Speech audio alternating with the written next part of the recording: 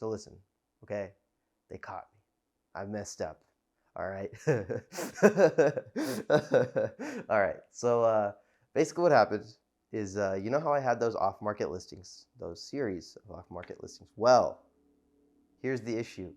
You are not allowed to promote off-market listings without having a listing agreement signed. Did Akhil know that? Akhil did not know that. This is Akhil. Welcome back to another video.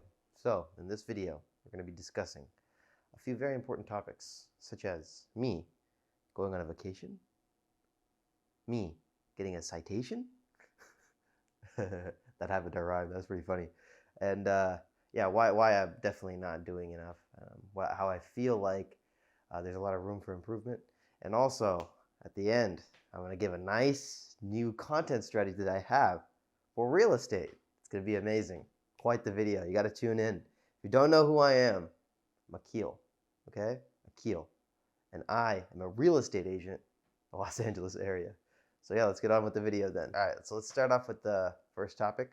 So I'm going on vacation. Why? What does this mean? I'm losing out on the gains here. This is leads I'm losing by going on vacation. All right, so I guess I'm going on a vacation. Not really a vacation, but I guess it's a vacation to India. And it's going to be 16 days. Can you believe that? 16 days. It's crazy, isn't it? It's a long time. It's like at least like 12 door knocking sessions right there. It's like 1,200 doors. It's a lot. Why am I going? You know, I had the decision to stay home. I really did. You know what I said? I want to go. Do I know why I want to go? No. I just want to go. So I'm going. That's basically my explanation. I've thought through it. I thought about it, and I was like, damn, you know what? I guess I'm going. I guess I'm losing out on all those leads. But don't worry. Over there, I'm going to still be doing follow-ups. I'm not going to skip out on all that. I'm still going to be following up. If anybody needs something, I'll be there responding to their needs. I'll still be lightning fast as need be. So yeah. All right. And also, I think I kind of scheduled it at a weird time. I mean, that's not just me going, obviously, my family as well. But I'm going to India to see. No, I'm going to India with my family to see my extended family. If that makes sense. So yeah, and yeah, it's I guess in some ways, since I was scheduling it I scheduled it in January because I noticed that mid-January flight tickets are like significantly cheaper than if you schedule in December. But the thing is, what I noticed now, after going through December, every single one of the leads that I had in December, starting at around like December, maybe like 10th or so, starting at that point, every single person was like, you know what, I'll just wait till the new year.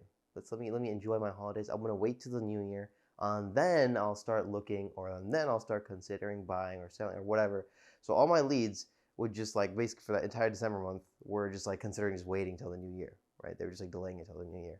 So that's what I noticed. A lot of things slow down, and people just like don't respond to your follow-ups. And people, even active people who are really normally responding pretty fast, we're not responding as fast anymore. So that's what I noticed during December. So if I were to probably go back in time, I mean, the thing is, I would probably push it back a little bit closer to end of December, January 1st time. The only issue with that is that time is also the most expensive time to travel. So I guess, cost-wise, it's cheaper to go in January. Time-wise, I don't know. I think I did spend almost every single holiday during that time, including weekends, working. But I feel like that time, if I'd used it here, and like January, I think it would be a little bit more effective than me spending on the weekends because not many people are home or not many people are actually buying and selling actively. So what do I expect to gain from going to India? What is the upside? Good question. I don't know. Anyway, so on to the next. MLS compliance citation. So listen, okay? They caught me. I messed up. All right. All right. So basically what happened is you know how I had those off-market listings, those series of off-market listings? Well, here's the issue. You are not allowed to promote off-market listings without having a listing agreement signed. Did Akhil know that? Akhil did not know that. Okay, So I sent out, obviously, so many emails trying to find buyers for these properties. One of those agents reported me to the MLS. I got a citation. Luckily, it was just a warning, so it's like no big deal, no fines or nothing. But if I get another one, it'll be like a $2,500 fine. That's like insane, okay? That's literally insane. So yeah, basically, if you are in the Los Angeles area, and you follow by the MLS rules, regulations and stuff, do not promote any off-market listing without first having a listing agreement signed. This is very important information. Now that I know, I will never be doing that again. But if I had known before, I would not have gotten a citation. So yeah. All right. And let's go over probably arguably the most important thing. I'm not doing enough. Just from seeing some of the more successful agents, they obviously post significantly more consistently than me. They go on showings more consistently than me. They do more things than I do related to real estate. Other than lead gen, I feel like, I've pretty much tapped the potential on lead gen. 100 doors a day is like basically that point of where, it's like going crazy. You can't do more. It's depreciating returns if you continue doing more on that day. Like I went over it in the last video, but yeah. In terms of everything else, like in terms of just posting, I feel like I have a lot room to improve. Basically, I'm talking about Instagram. YouTube is more like just me ironing out my thoughts. But Instagram and stuff is more related to real estate. I guess it's more brand awareness. Pretty much everyone uses Instagram from what I've noticed. And even though, I tend to never, I get really bored off of Instagram actually. So I don't even go on it. I totally forget to post. And most of the time what happens is I'm so busy. And then 2 weeks go by and I'm like, oh shit, I was supposed to post on Instagram. That's stupid. So yeah, that's basically what happens every single time. So now I'm gonna really iron that out. And so also another thing with this, okay, it's not just social media. I also realized there's obviously a reason that nobody has chose to buy and sell with me yet. There's obviously a reason. There has to be, right? I've probably talked to like 3,000 people at this point, right? At least. That's just like from door knocking, cold calling, at least probably 2,500 to 3,000 people minimum. That's what I'm saying. So in that time frame, why has nobody chose to buy and sell with me?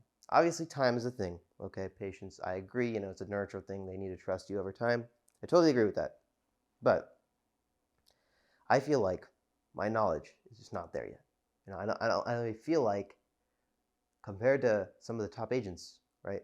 I'm not providing enough value, enough insight onto what's actually going on in the market. You see what I'm saying? So some of the bigger agents, what I know is that they have a deep understanding of the entire real estate market, what is a good deal and what isn't a good deal. I kind of have to be told what is a good deal and what isn't a good deal by other agents before I even know it. You know what I'm saying? Like for certain areas and stuff. So I feel like there's a lot of room for improvement there. I feel like I need to be providing more value. I need to learn better what things cost. How much does it cost to redo this kitchen over here or something? How much does it cost to add this additional unit space? How much does it cost to convert the garage into an ADU, right? I don't actually know any of that, right? And there's so many things. What is the process to do all this? What is the process for this stuff? What type of roof tiles are the best? I don't know, just stuff like this, I think I actually need to start going to the brokers' opens. I know before I was really hating on it, what a waste of time going to all these open houses, looking at houses and talking to all these agents and wasting 3 hours of my life just walking around and spending gas money. But maybe there's actually a little bit of value inside. Yep. Yeah, I think there is. I think the value is actually in the fact that you get to see all these homes, you get to see aspects of it, you see what makes a home more valuable and what makes a home less valuable. This is important to know. And I think I've been really neglecting that side. I've really been focused on lead generation. And a cool thing to note about that is that I have seen my conversational skills get better significantly from the time I've started door knocking to now. Okay, at this point, I can confidently say, after listening to the recordings of, potential leads, before, obviously, when I first started door knocking, I had no idea how to even have a good conversation because most of my experience in conversations have been not with adults looking to sell real estate. So most of my conversations at the start were really terrible, I think, so I was watching this interview, literally a few days ago, and I just had this important realization that probably just 10x'd my conversational skills, okay? And that is that it's not an interrogation but a conversation. This is going to be really funny. So the example that he did in the video is like this cold calling guy. I'll probably link the video in the description. I will link the video in the description. It's an interview. And basically, this one point really stuck out to me because it was like exactly what I was doing. And he literally said it exactly the way I did it. Okay, what he said was that newer agents tend to interrogate. Okay, what is interrogation? So I'll just give you two examples. What is an interrogation and what is a conversation? Okay, I think this is the exact example that he described. Okay, this is the first one. What kind of car do you drive? A Ford F-150. What color is it? Red. What year is it? 2005. How long have you been driving it? I got it last year. That is an interrogation. This is a conversation. What kind of car do you drive? F-150. Nice, F-150. You must be hauling around a lot of stuff. What color is it? It's red. Red? Nice, that's a sweet color. How long have you had it for? I've had it for about, like a year and a half. Yeah, it's one of my favorite cars actually. Nice, man, nice. That's a conversation. You see? It's a little different, right? What I used to do was the interrogation. I would just blindly ask questions without acknowledging what the person said. They would answer the question of like whatever, like, oh, how long have you had the house? 5 years. And then I would just jump on to the next question. Okay, well, have you done anything to the house? No. Jump on to the next question. Like you have to acknowledge what they said. I learned that. That was I think the most important thing I took away from that interview was that you have to acknowledge in a conversation. That instantly 10x. I'm telling you, the next time I had a lead conversation, because I still started doing it before I watched that interview. I still like kind of interrogated, and then the second I realized that, I fixed it, and now I had a conversation literally yesterday with the lead, and it was 1,000 times better. It was so amazing. It was like insane. It was like a night and day difference. It was totally crazy. So, yeah, that's something I totally learned in conversation. So, I think if I were to do a review, a yearly review, since it's now 2024, a review of my upsides or my positive, my areas of improvement and my areas of good, areas of proficiency. So if I were to look at that from myself right now, I think conversations are pretty decent now. I can actually hold a conversation related to real estate. Okay. Knowledge about real estate. As general knowledge, I think I know a decent amount about, like, generally about real estate, but I don't have that in-depth, in the trench knowledge of like all the LA real estate, the permit process, how long each thing takes, how much it costs here, the people I need to know, the contractors I need to know. I don't have all that information just yet. I need to get it. Okay, so that is a serious need of improvement. I can get that information by obviously, one, just being in osmosis, right? Just being in the real estate industry for a long enough period of time. You get to know people in the area. Obviously, that is one aspect of it, is just time in the industry. And then the second aspect of it is actually going and seeing these houses. Because up to this point, most of the houses I've seen have been through showings, have been through open houses I've held. I think I need to personally just go through and see more brokers' opens and just see more houses as a whole. And it's just mainly to get to know and understand, okay, what is actually the aspects of value? What is the aspects of like devalue? What are some significant things I notice in certain houses that sell really well? What are some things that I notice in houses that never sell? Like if I go to enough brokers opens, some of them will like, fly off the shelf. There'll be like tons of offers. I can clearly see that within 3 days, I had like multiple offers. They already got into escrow. Some of the properties, they go on for months, 90, 120 days, and they still have no offer. So it's like really just identifying what is those aspects that make it that way. And I think that is a giant area of improvement. And if I were to keep assessing it, those are two things. Social media, so that just includes like, Instagram, Facebook, YouTube, all of the social media platforms, all of them. So the thing is with social media, obviously I don't expect to get direct leads out of it. That's not my goal. My goal is really just a brand awareness and legitimacy, I guess. So it's like, okay, a lead sees one of my flyers that I door knocked. And then of course on my flyers, it has, my Instagram and YouTube handles. So they see that, they go to my Instagram for whatever reason, or they're scrolling and they see me somehow on their feed or something. Then they're like, oh, that just gives them like, okay, this is a little bit of legitimacy because I now I'm starting to post more real estate related content, which I'll go over at the end. So yeah, it just like seems some like a little bit more legitimacy, and I'm just more brand awareness, and then they see me at their door again in another 6 weeks, and then maybe 6 months down the line they see me 4 or 5 times, a couple times on social media, And then they're like, you know what? I'm actually, one of my friends is looking to buy or sell. Let me just refer it to this guy who keeps coming to my door, and I keep seeing him all the time. It's like, social media is really just a legitimacy tool, extra touches, stuff like that. That's the main goal out of social media. And I feel like, specifically for Instagram, YouTube, no, not YouTube, specifically for Instagram, Facebook, and LinkedIn, and TikTok, I need to improve the content that I post. Okay, I think I need to improve the content that I post, and I think I need to make it, of course, more real estate related. I've went over this in the past, but the thing is, I don't think I fully understood what more real estate related means. I kind of have a handle on now what that means on Instagram, um, and I don't have any handle on what it means in TikTok, because so basically I was watching this Tom Ferry interview, and he went over this one agent. I forgot his name, and I went to his channel, and he had like 100 or 150 videos. It's just shorts that he keeps posting every single day, new ones, and they're hyper local about like all kinds of random things. Like, oh, he was based in Orlando, so it was like, oh, this construction of this highway is going to be finished, blah blah blah, XYZ date, or got delayed. The Southwest Airlines headquarters is moving to Orlando or Miami or something, or they're opening up a new location. Oh, this biggest sold in the last, I don't know, like 90 days, something just sold. This giant property with 50 acres or something just sold. It's like, just hyper local information that um, I always felt like, oh, how do I give hyper local information? What is the information that I give? And then just looking at his channel, I was just like, wow, this is crazy. Why did I not think of this? Like, this is like so obvious. I could just go on to like, I don't know, any news channel and just look up like Los Angeles news. And then I could just go through and like, okay, this seems interesting. This seems relevant to real estate. This seems like, it could bring in potential clients. This seems like just all these things that I wish I would have done. And now I know. I just feel like the TikTok, this short specifically is very time consuming.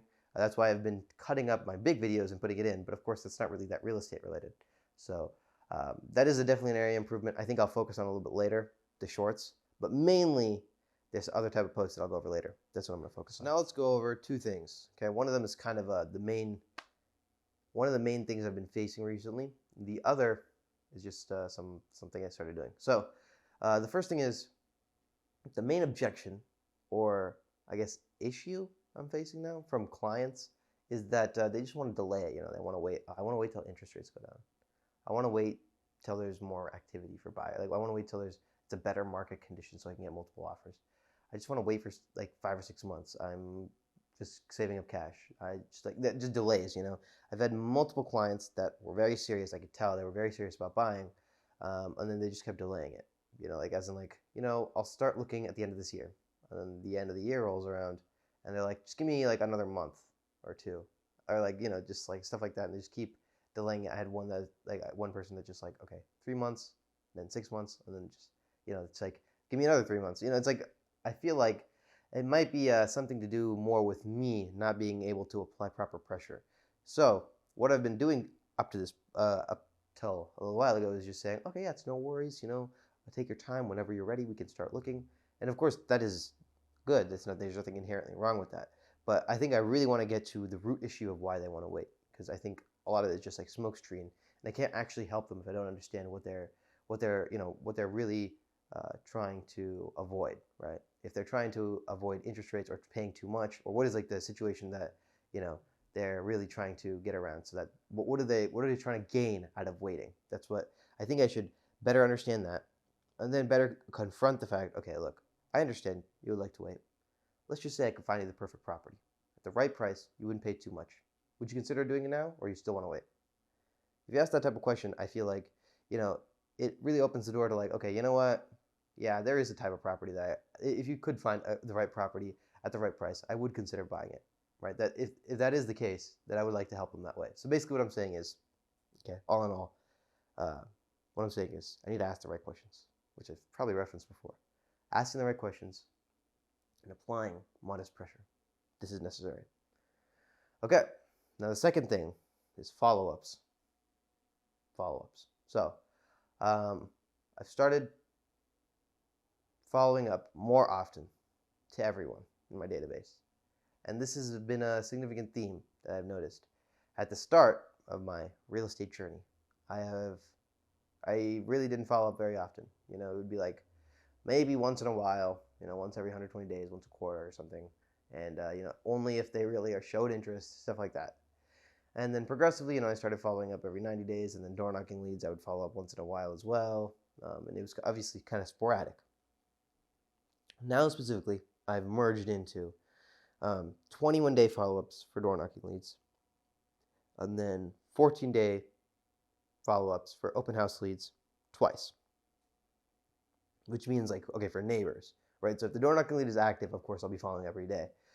But if the door knocking lead, it's not really, or sorry, open house lead is a neighbor, then I'll be following up once in a while. If the open house lead is somebody who's interested, they're like, yeah, I'm actually looking to buy, then immediately follow up, right as the open house is over, or even during the open house, you follow up, you send properties, boom, boom, boom, try to get something scheduled, you follow up the next day, boom, boom, boom, call them, hey, did you get to see the properties I sent you, boom, boom, boom, as fast as possible, of course, because they're an active person.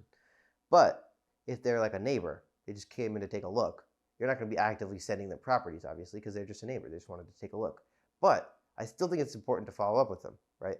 Early on, I wasn't following up with them at all. So now I've developed my plan. The neighbors, they get a follow-up the same day, of course, right after the open house. I send them a video of myself. Thank you for coming to the open house. If you ever need me for any real estate needs, you or anyone you know, sorry, hold on.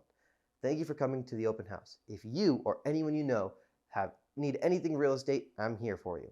And you send that video to all the neighbors and anybody else who came in. And then after that, 14 days later, I'll send another piece of valuable information that is relevant to their area. Like, hey, the house that you saw just went under contract, or it just got a price reduction, or there's another property right next to you that just listed. And I'll do 2 of those. So one in the first 14 days, and then another 14 days. And then from there, I'll do 30-day follow, every 30 days. So it'll always be something of value. Most of the time, it's so easy to find stuff. Now that I think about it, it's like, okay, what just sold in their area? What just listed in their area? Is there anything major going on, like a renovation of some school or something in their area? Or just some relevant information. It's pretty easy. It takes a 5-second Google search anyway. So that's the main thing I learned in terms of open house follow-ups. Door knocking leads, also just following up every single 21 days. Same with cold calling leads. I actually finally started to get a little bit of traction cold calling. The only thing I noticed is for cold calling leads, they're kind of, so far, they've been a little bit longer term. As in, they just been follow up with me in a few months. I still haven't decided. Follow up with me in a few months. Follow up with me in a few months. That's what the consistent thing I'm getting. It didn't work out this time, but I'm going on deployment, so just follow up with me in 6 months or whatever it is. I've been getting a few of those, hey, I'm too busy right now. Follow up with me later. That type of response. But they do seem interested, and they do seem willing to let me meet with them and show them what I can do. And that's just been my whole thing. Just pitch them on just try to close them on a meeting. That's my whole cold calling thing. So I think if I continue cold calling, I've learned a lot from cold calling, especially in conversations, especially getting better at sticking to the script and all that. So let's go over the final, most important thing. Okay, this is my new real estate content strategy for Instagram. So, and Facebook and LinkedIn, I guess. So this is very important. Okay, I know I referenced in the past, I don't like taking other people's listings that are currently active and taking pictures of those and putting them on. I wouldn't want to do that. That feels weird to me. It's not my listing, so why would I do that? Now, this is interesting. So what I'm doing is, and I hope that this is not going to get me another MLS citation. I hope this is not against the rules. If it is, please don't report me and just tell me in the comments, so I'll stop. But what I'm doing, what I did once, and now I'm going to continue doing because it's so easy and it's amazing, is taking photos of properties that have sold a year or 2 ago, and then just a collection of those photos.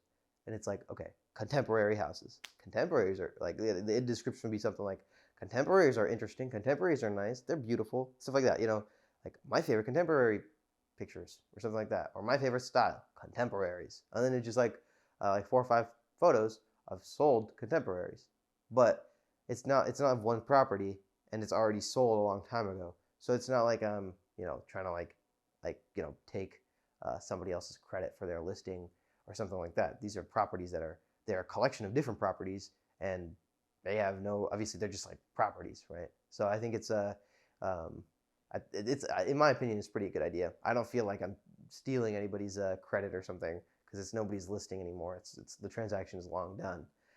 And I feel like since it's a collection of multiple different ones, it has no like real relevance to any specific person. I'm not trying to like, get anything out of some person. It's just like collections of properties that I've already sold that are just in the world that I'm referencing that look nice, that type of thing.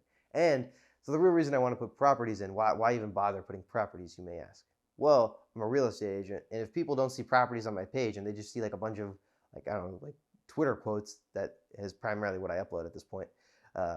If they see a bunch of those, they'll be like, huh, is this guy an agent, or what is he? Like, what is this guy doing? Is he like an agent, or is he like some type of tweeter or something? What is this guy?